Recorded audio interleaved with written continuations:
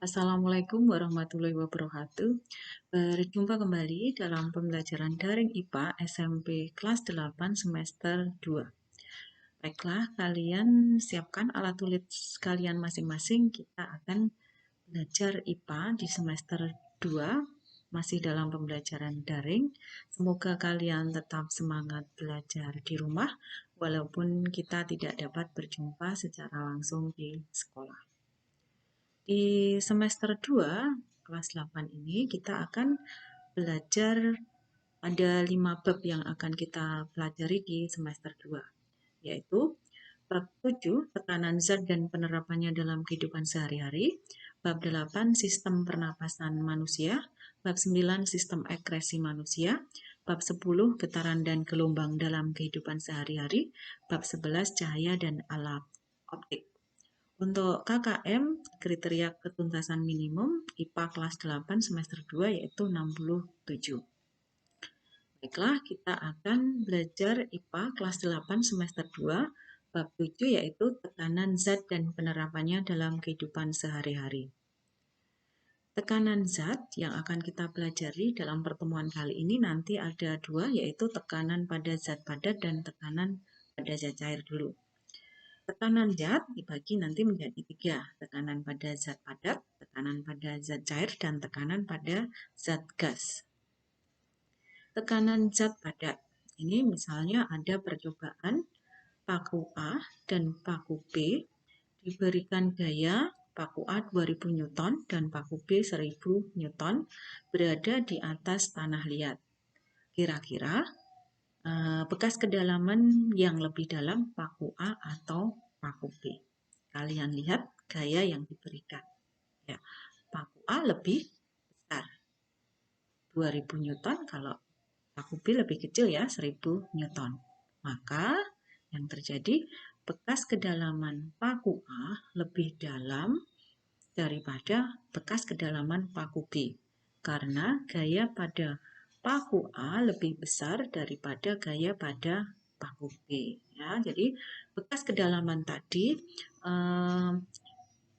menjadikan tekanan pada tanah liat tersebut. Sehingga dapat kita simpulkan tekanan lebih besar jika gaya yang diberikan semakin besar. Jadi bekas kedalaman paku A itu dihasilkan dari gayanya yang diberikan pada paku A. Bekas kedalamannya semakin besar karena gayanya semakin besar.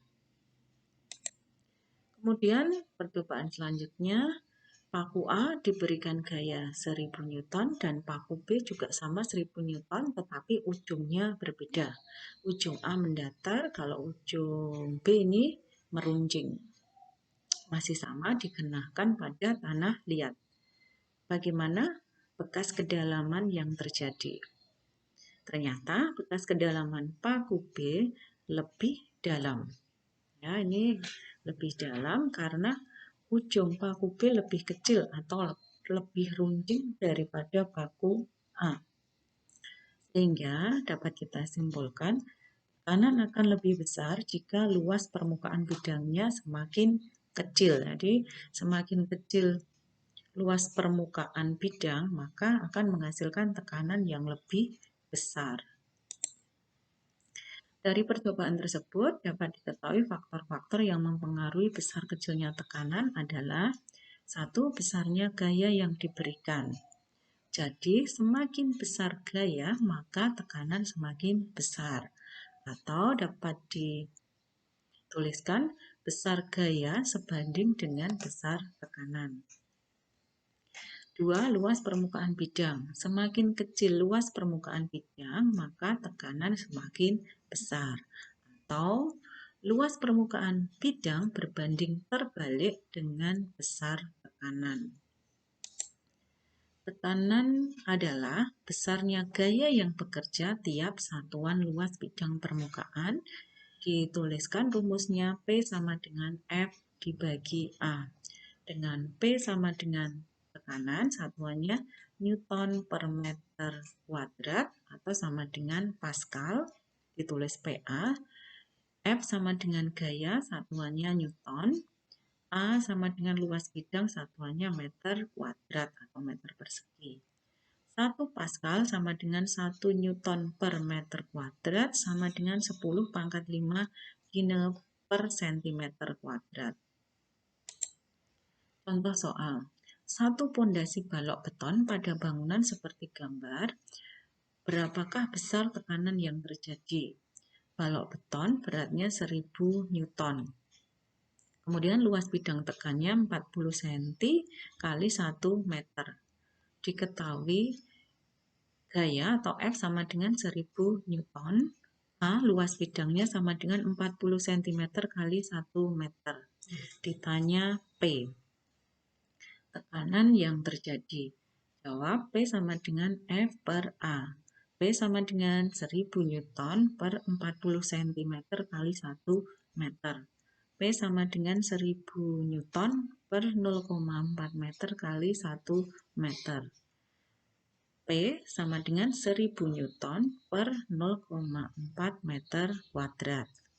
Sehingga P sama dengan 2500 Newton per meter kuadrat atau 2500 Pascal. Tekanan zat cair atau disebut tekanan hidrostatik. Nah, tekanan hidrostatik misalnya dialami oleh penyelam. Penyelam yang menyelam sangat dalam, telinganya akan merasa sakit. Sedangkan kalau di kolam renang saat kita menyelam, telinga kita tidak apa-apa. Nah, hal ini mengapa? Hal ini diakibatkan karena tekanan hidrostatik yang dilakukan oleh air. Jadi semakin ke dalam kita di dalam zat cair, maka semakin banyak air yang berada di atas permukaan tubuh kita. Sehingga semakin besar tekanan hidrostatik yang dialami oleh penyelam tadi. Atau kita kalau berenang kan tidak terlalu dalam sehingga tekanan hidrostatiknya tidak besar seperti penyelam yang berada di dasar laut. Tekanan hidrostatik adalah tekanan di dalam zat cair yang disebabkan oleh berat zat cair. Alat ukur tekanan hidrostatik dinamakan alat Hart. Tekanan hidrostatik diakibatkan oleh berat air sehingga dirumuskan pH atau tekanan hidrostatik sama dengan Rho kali G kali H. Di mana pH adalah tekanan hidrostatik satuannya Pascal atau Newton per meter kuadrat. Rho adalah massa jenis zat cair satuannya kilogram per meter kubik. G adalah percepatan gravitasi satuannya meter per sekon kuadrat. Dan H adalah kedalaman satuannya meter. Kemudian ini ada percobaan. Sebuah botol aqua besar dilubangi di 3 ketinggian berbeda, yaitu A, B, dan C. Lubang botol ini ditutup, kemudian botol pun diisi penuh, ya, diisi penuh, ditutup dulu, kemudian diisi penuh. Ketiga lubang dibuka bersamaan, jadi ditutup dulu dengan plester, kemudian dibuka bersamaan. Apa yang akan terjadi? Ternyata air dari lubang paling bawah memancar paling kuat. Hal ini kenapa? Nah, mengapa ini terjadi? Yang bawah itu paling kuat. Hal ini disebabkan tadi ya, tekanan hidrostatik tadi ya. Jadi dapat kita simpulkan, tekanan di air lebih besar dari tekanan udara, sehingga air menjembur keluar. Semakin ke dalam air, semakin kuat semburannya. Berarti tekanan hidrostatiknya semakin besar. Jadi semakin ke dalam tekanannya semakin besar yang dilakukan oleh air. Karena ada kedalaman semakin besar. Contoh terapan tekanan hidrostatik atau tekanan pada zat cair yaitu 1. Bentuk bangunan bendungan air selalu lebih lebar bagian bawahnya. Jadi di bagian bawah ini lebih lebar atau lebih tebal. Hal ini untuk menahan besarnya tekanan pada bagian bawah. Kemudian penyelam tradisional pendengarannya sering rusak atau terganggu akibat besarnya tekanan hidrostatik di dasar lautan. Jadi itu contoh penerapan hidrostatik akibatnya ya. Jadi ada pembuatan bendungan di bawah itu lebih tebal. Nah, kemudian penyelam biasanya menggunakan alat bantu telinga ya agar tidak merusak pendengarannya. Contoh soal, seekor ikan berada di sebuah akuarium seperti gambar di bawah ini. Berapakah tekanan hidrostatik yang dialami ikan tersebut? Jika rho air sama dengan 1000 kg per meter kubik dan G sama dengan 10 meter per sekon kuadrat. Penyelesaiannya diketahui H sama dengan, ya kita cari dulu kedalamannya. Nah ini diketahuinya itu seluruh ketinggian zat cair dari dasar sampai permukaan 14 cm, kemudian posisi ikan sampai dasar air 4 cm. Sedangkan kedalaman dihitung dari permukaan zat cair. Jadi 14 cm dikurangi 4 cm sama dengan 10 cm. Sehingga dijadikan ke meter sama dengan 0,1 meter. Kemudian rho air massa jenis zat cair tadi 1000 kg per meter kubik. Percepatan gravitasi sama dengan 10 meter per sekon kuadrat. Ditanya tekanan hidrostatis yang dialami ikan tersebut. Jawab pH rumusnya tadi sama dengan rho kali G kali H. Sama dengan 1000 kg per meter kubik dikali 10 meter per kuadrat dikali 0,1 meter. Sehingga tekanan hidrostatik sama dengan 1000 Pascal.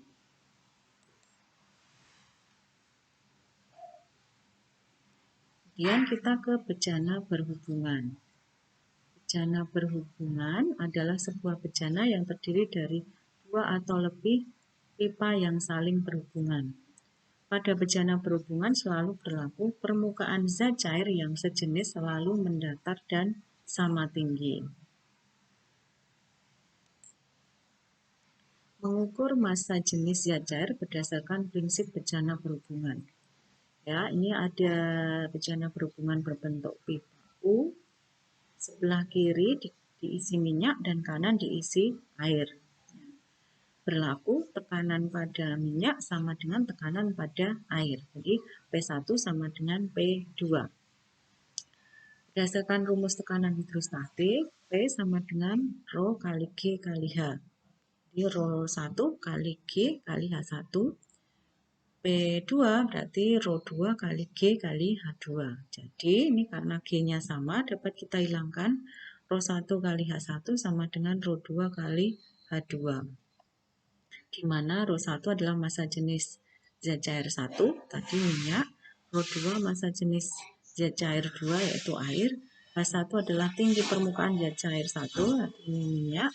Dan H2 tinggi permukaan zat cair 2 yaitu tinggi permukaan air, ya ini tadi yang H2. Permukaan zat cair tak sejenis dalam bejana berhubungan tetap mendatar tetapi tidak sama tinggi ya. Jadi ada H1 dan H2. Tadi rumusnya rho 1 kali H1 sama dengan rho 2 kali H2. Kemudian ada hukum Pascal pada tekanan zat cair ya. Bahwa tekanan yang diberikan pada zat cair dalam wadah tertutup diteruskan ke segala arah dengan sama besar. Prinsip kerja hukum Pascal yaitu P1 sama dengan P2. Jadi tekanan pada pipa penghisap pertama dengan pipa penghisap kedua, yang kecil dan yang besar adalah sama. F1 per A1 sama dengan F2 per A2. Jadi tadi kan rumusnya pada zat padat tadi F dibagi A. Di mana F1 adalah gaya yang diberikan pada penghisap kecil, satuannya Newton. F2 adalah gaya yang dihasilkan pada penghisap besar, satuannya Newton. A1 adalah luas penampang pada penghisap kecil, satuannya meter kuadrat. A2 adalah luas penampang pada penghisap besar, satuannya meter kuadrat. Penerapan hukum Pascal dalam kehidupan sehari-hari yaitu dongkrak hidrolik. Ya, biasanya untuk ketika ban kempes, kita untuk mengambil bannya pakai dongkrak hidrolik. mesin hidrolik pengangkat mobil, biasanya pada tempat cucian mobil ini ya. Kemudian ada rem hidrolik. Penerapan konsep bejana berhubungan dalam kehidupan sehari-hari adalah ada teko, menara air, dan waterpass. Ini biasanya dipakai oleh tukang bangunan ya untuk mengetahui datar dan tidaknya suatu permukaan bangunan. Nah, ini tahukah kamu bagaimana ikan dapat mengambang dan tenggelam? Nah, ini diakibatkan karena daya apung ikan. Ikan memiliki kantong udara di dalam tubuhnya. Jika ia ingin mengapung, kantong ini diisi dengan udara sehingga daya apungnya lebih besar. Sirip ikan berfungsi untuk mengarahkan arah gerak renangnya. Kemudian ada hukum Archimedes. Gaya ke atas yang dialami oleh benda disebut gaya apung. Tadi ikan tadi memiliki gaya apung. Gaya apung sama dengan berat benda di udara dikurangi dengan berat benda di dalam air. Fa sama dengan Wu dikurangi Wa. Fa adalah gaya tekan ke atas atau gaya apung atau gaya Archimedes satuannya Newton. Wu adalah berat benda di udara. Wa adalah berat benda di air. Satuannya Newton. Kemudian hukum Archimedes itu, ini percobaannya ya, benda ketika di udara ini lebih berat daripada benda ketika dimasukkan dalam zat cair. Suatu benda yang dicelupkan sebagian atau seluruhnya ke dalam zat cair akan mendapatkan gaya tekan ke atas. Dan gaya tekan ke atas tersebut sama dengan berat zat cair yang dipindahkan atau yang tumpah. Jadi ini bunyi hukum Archimedes. Besar gaya ke atas ini sangat bergantung pada volume benda yang tercelup. Semakin besar volume yang tercelup, maka semakin besar gaya ke atas. Fa sama dengan rho cairan dikali G dikali V. Di mana V adalah volume benda tercelup, satuannya meter kubik. G adalah percepatan gravitasi, satuannya meter per sekon kuadrat. Dan rho cairan adalah massa jenis zat cair, satuannya kilogram per meter kubik. Posisi benda ketika berada di zat cair ada 3 posisi, yaitu mengapung, melayang, dan tenggelam. Mengapung berarti gaya ke atas yang dialami benda lebih besar daripada berat benda, atau massa jenis benda lebih kecil daripada massa jenis zat cair. Ketika benda melayang berarti gaya ke atas atau gaya apungnya sama dengan berat benda. Sehingga berat atau massa jenis benda sama dengan massa jenis zat cair. Ini sama sehingga melayang. Kemudian untuk posisi tenggelam berarti gaya ke atas lebih kecil daripada berat benda, atau massa jenis benda lebih besar daripada massa jenis zat cair. Nah, ini dilambangkan gaya ke atas atau gaya apung benda itu adalah Fa, satuannya Newton. Wb itu berat benda, satuannya Newton. Rho B itu adalah massa jenis benda, satuannya kilogram per meter kubik. Dan Rho A adalah massa jenis zat cair, satuannya kilogram per meter kubik. Penerapan hukum Archimedes pada kehidupan sehari-hari, contohnya pada jembatan ponton, hidrometer, kapal laut, kapal selam, balon udara. Untuk latihan soalnya, silahkan kalian kerjakan. Ada 5 soal. Ya, 1. Jelaskan faktor-faktor yang mempengaruhi besar kecilnya tekanan. 2. Suatu gaya sebesar 40 Newton bekerja pada suatu bidang seluas 0,05 meter kuadrat dengan arah tegak lurus. Tentukan besar tekanan yang dialami bidang tersebut. 3. Seorang penyelam dengan kedalaman 3 meter, massa jenis air 1000 kg per meter kubik, konstanta gravitasi pada tempat tersebut adalah 10 Newton per kilogram, hitung tekanan hidrostatisnya. 4. Sebuah alat pengangkat mobil memiliki luas penampang penghisap kecil A1 sebesar 20 cm kuadrat dan penghisap besar A2 sebesar 50 cm kuadrat. Tentukan gaya yang harus diberikan untuk mengangkat mobil 10.000 Newton.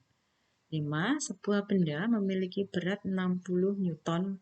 Ketika ditimbang di dalam air, beratnya hanya 55 Newton. Maka berapakah besar gaya ke atas yang dialami benda? Silakan dikerjakan sebaik-baiknya. Ya, nanti setelah kamu kerjakan, silahkan upload untuk status WA kalian. Kemudian kirimkan sebelumnya ke Bu Guru bahwa sudah upload ke status WA. Silahkan belajar kembali, semoga semakin jelas dengan penjelasan yang Ibu berikan pada pertemuan kali ini. Tetap jaga kesehatan di rumah, patuhi protokol kesehatan, selalu memakai masker ketika berada di luar rumah, rajin cuci tangan, dan social distancing selalu diterapkan. Terima kasih. Akhirul kalam. Wassalamualaikum warahmatullahi wabarakatuh.